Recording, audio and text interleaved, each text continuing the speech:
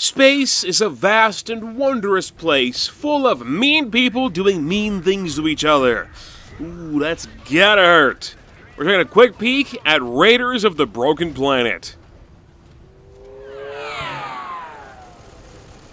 Raiders of the Broken Planet is a free-to-play third-person shooter by MercurySteam. It sells itself as a co-op 4 vs 1 multiplayer game, and while it is, it also isn't. The game can be played in 3 different ways: single player, 4-player co-op, and sometimes the 4 vs 1 player thing where one player teams up with the level's normal enemies in an attempt to kill everyone else.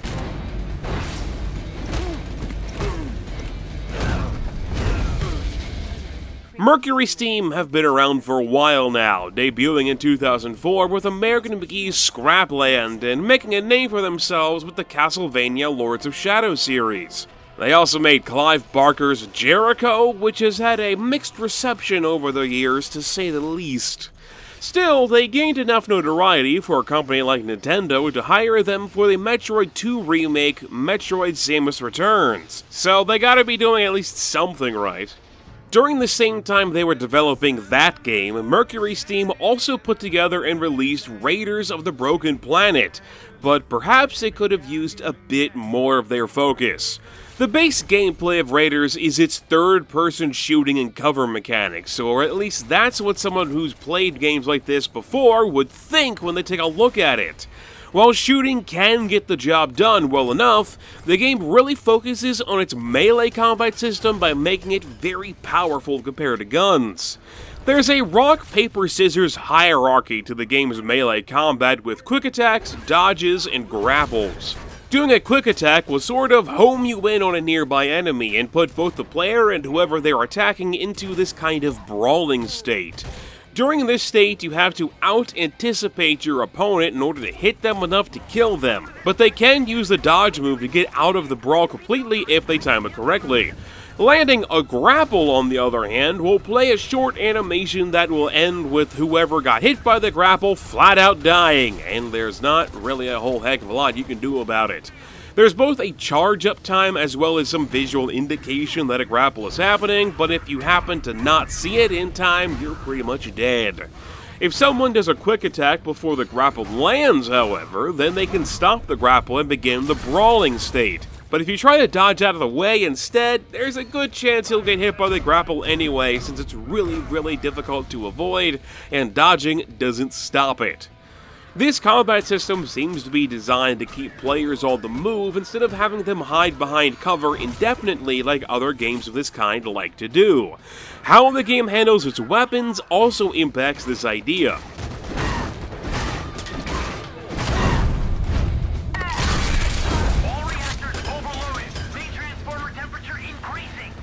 There's a large group of different characters to pick from, each one using their own specific weapons and unique abilities, which can be anything from hovering through the air, performing a wall jump, or even just pushing enemies around. They all work just a little bit differently, at least from the ones I got the opportunity to try. I can't speak for every character in the game, since each one not only has to be first unlocked by leveling up your player profile through experience points earned by completing missions, but also recruited in exchange for in-game currency. Other characters have to be unlocked by completing a specific mission, which is something we'll come back to a little bit later on.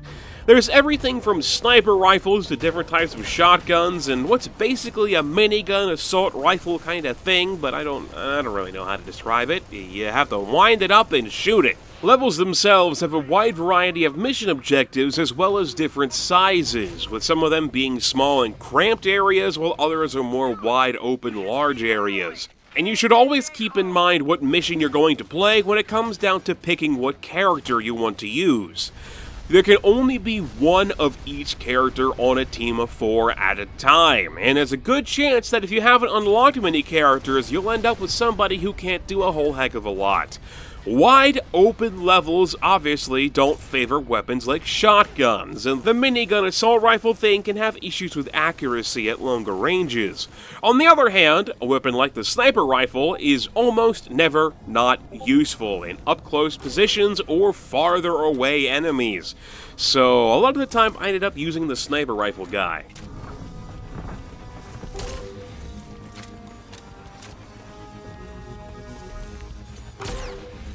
It can be made worse if a mission objective revolves around a flying enemy, since a shotgun character can't do a whole heck of a lot of damage to it if they can even hit it with how far away it can be. One of the odd things with how Raiders deals with its guns is that there's no hipfire mechanic. Players have to first aim and then fire, which isn't much of an issue unless you're trying to actually use the cover system. While some other games may allow players to blind fire while they're in cover, Mercury Steam decided that they didn't want that for their game and make you have to pop up out of cover to take aim before you can fire, which of course makes you an open target and able to get shot while doing so. Unless you get headshotted by a sniper rifle, however, bullets won't kill you super fast, since you'll go into a recovery mode for a few seconds when your health reaches 0.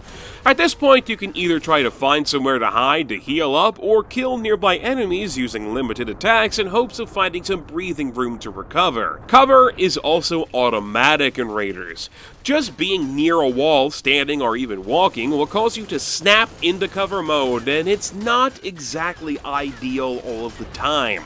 It's mostly reliable for hiding when you actually want to hide, but can be kind of a nuisance when you don't want to and you end up in cover anyway. Enemies controlled by the game's artificial intelligence will also use cover to try to avoid your shots, as well as attempt to get in a good position for their own melee attacks. Basic enemies will only dodge and use quick attacks, but the bigger elite variety will try to grapple you and will instantly kill you if that grapple lands, which is never not annoying.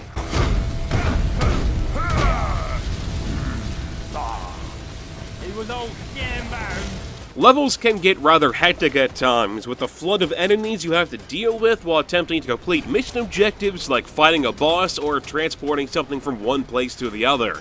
Because of this, it can be very easy to miss the split second you've got to notice if a grapple is beginning, and once you're caught, you're dead. There's no way out of it. You can't get out of it yourself, and your teammates can't save you. Dying isn't the end though, since after a short time, players will respawn and there is an overall life pool for each mission. Every time you die, you of course lose a life. The story of Raiders revolves around some kind of stuff called Aleph, which is what's used many times to complete objectives throughout the game, as well as revive players. Some stereotypical looking pilot guy with sunglasses flies the ship that takes you both to and from mission locations, and he is also the one in charge of the Aleph that revives you. If lives run out, he has to go get a refill, and during that time, anyone who dies will stay dead until he comes back. If everyone on your team happens to die during this period where he's not around, then it's a mission failure. At the end of a mission, be it successful or not, however you did is tallied up through the game's score system, and this is what determines on what you get as a reward at the end of missions. Or at least that's the idea. You usually have 3 different things to pick from: a weapon blueprint for some of your characters, some faction currency you can use to upgrade your characters, or in-game currency, but you can only pick one of the 3. Blueprints seem to be random as to whether you'll get them or not, as well as what character they'll be for, and there's a good chance you'll wind up with one for a character you don't have, which means you can't actually take it even if you found it. Whereas faction currency and in-game currency will be split amongst whoever was in your group that chose that as a reward. If you're the only person who picked it, you get all of it, whereas if everybody on your team picks the same thing, then it's split 4 ways, and everyone gets just that much less. This is where things get a little bit interesting though, since players not only have to deal with fighting the game's artificial intelligence when it comes to completing their missions, but they may also have to deal with another player as well. The only way to play the game's co-op is through a quick play system, where you have to select which missions you want to try to find a match for, as well as if you want to opt into the chance to play as an antagonist. Antagonists operate a little bit different from other players, since they get to work with the game's artificial intelligence to try to make sure that the Raiders don't complete their mission. They also have a limited number of lives, but they can't really run out of them on 100% since their lives are refilled between different completed objectives. Antagonists can pick from any character they've unlocked to play as, even if that character has already been selected by somebody else. And from what I found, some of these characters can be a lot more deadlier than others. Sniper rifles are again really useful, since they can kill enemies with one shot with a fully charged headshot. But you can also try to fight people through the melee combat system to get some insta-kills that way. Both player-controlled characters and elite enemies will reward players with ALIF for killing them with the melee system, but this kind of ALIF is different to what's used to respawn. This version can be used to complete objectives and will cause a player's body to flipping explode when they die as a last-ditch effort to do some more damage. Personally, I didn't find playing as an antagonist all that interesting on a whole. One of the few things they have going for them is that they can pick where they want to respawn from a group of respawn points, but since these are all in fixed locations, a couple of times I found myself in this situation where they were all in the same general area, and that area was full of enemy players. Respawning in such a close proximity could let me get the drop on them in theory if I happen not to be noticed, but more likely than not I would just get grappled and killed. There's no way to influence the enemy AI either when you're playing as an antagonist, and you can't tell them to do squat. So you're mostly left up on your own, and it can be basically impossible to do much when a team is working together, since the AI can be a cakewalk to deal with if teams know what they're doing. Matchmaking is a real big issue here, as I've previously ended up on teams with anyone from level 4 to 400, which is even worse when playing as or against an antagonist. Higher level players obviously have more experience with the game, so they know the ins and outs of the melee combat system, know a good bit about each character and how they play, as well as level layouts which let them strategize more. It's very easy for a high level antagonist to just tear through a low level team who hasn't had the opportunity to learn as much of the game yet. Just like how a higher level team can make a lower level antagonist unable to do much of anything. Situation I found myself in more than once. On top of all of this, the game also has some very annoying lag, as instead of having dedicated servers, it uses a host system, where everyone has to be in sync with whoever's been chosen to be the host of the match. Both of these things make melee combat that much more difficult to deal with against other experienced players, as they can not only kill you before you get the chance to defend yourself, but the game will sometimes ignore inputs due to lag, which will cause me to wind up dead even in situations where I press the correct key to counter an attack. Higher level players also just have better characters in general, who can not only do more damage, but take more damage, such as surviving a fully charged headshot from a sniper rifle just because they have a higher number on their player profile than I do. It's really annoying.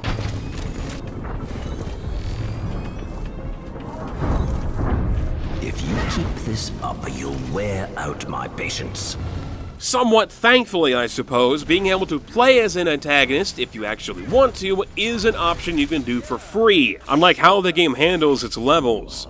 There is only one chapter with 2 base levels that can be played fully for free right off the bat when you first install the game, with each chapter having to be purchased individually or each mission having to be rented with in-game currency. Rented missions can be only played for a short period of time before they have to be re-rented, so if you want to do more than just the 2 basic levels and you haven't bought everything else, you're going to have to grind a bit. Grinding, of course, means playing the same levels over and over and over again, with the same objectives, the same small batch of characters, and the same cutscenes each time. Raiders has got to have some of the worst cutscenes I've seen in a while. I'm not a big fan of the game's character design as it is, but the way these scenes are written, choreographed, and acted is just awful. The voice actors seem to be somewhat talented, but they just don't have much in the way of direction, and will sometimes pronounce different places or character names in different ways. The game also tries to be both serious and funny without dedicating to either, and the comedy just does not land, mostly falling flat with drama that I can't invest in. Maybe it'd be easier to care about what's going on if the camera would just stay still for a second and stop freaking moving! The thing is constantly changing angles needlessly and zooming in and out for absolutely no reason. It's like whoever directed this stuff wanted to avoid the odd stiffness other games can have with their cutscenes and instead overcompensated by having everything moving all the time. It could almost make me feel motion sick. Extraction. Cortez, into the rendezvous point. Overall, Raiders of the Broken Planet is an alright game mechanically, with matchmaking issues, balancing issues, and just an odd way of selling itself. It's already really grindy when trying to unlock characters and buy upgrades for them, and that's made even worse by having to play the same missions over and over and over again if you happen not to buy any of them and don't have the in-game currency to rent anything. The story's forgettable, the writing is rather bad, the character design is off-putting, and any attempts at comedy constantly miss the mark. I mean, just take a listen to this lovely conversation. Marmalade got what was coming to it. How do you feel, my friend? Constipated. The food here sucks. Can I kill the cook? Come on, big guy. Right now, somewhere in hell, Marmalade is getting fucked up the ass with a pineapple. Yeah.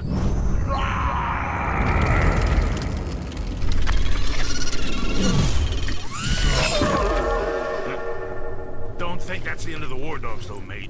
Right now, they may be a disorganized bunch. But give them time, they'll find a new leader to follow. So let's not give them time. Hey, I'm also for killing the cook. Can we take a vote? There is some fun to be had with the game, though, if you can get a good team that works together, but that can be difficult to do without any way to really communicate with each other. There's not even an in-game text chat. All you've got are a couple of emotes, and they don't do a whole lot to help. To avoid some of the matchmaking issues, you can just play the game single player, although it doesn't really do a lot to help anybody. You can use single player as a way to learn different characters, map layouts, and what the different mission objectives will be, but you don't earn any experience points for completing missions this way, so you're really just better off playing the game co-op and trying to learn from there. If you hadn't noticed yet, I really did not enjoy my time with Raiders of the Broken Planet. I mostly found it frustrating with its plethora of insta-kills, and its base gameplay just wasn't all that satisfying to me. The game is free to play, well, the first chapter at least, so the only thing you lose by trying it is time. But unless you can maybe get a group of 3 other people together to team up with, you might just want to save yourself some frustration and give this game a pass. Thanks for watching, I've MegapieMan, and I'll talk to you guys later. Want to see more quick peeks? Click on the video on the left for Narcosis, a horror game where you're trapped at the bottom of the ocean in a diving suit. Or click on the video on the right for freaking awesome pans in video games, where I talk about some freaking awesome frying pans found in video games.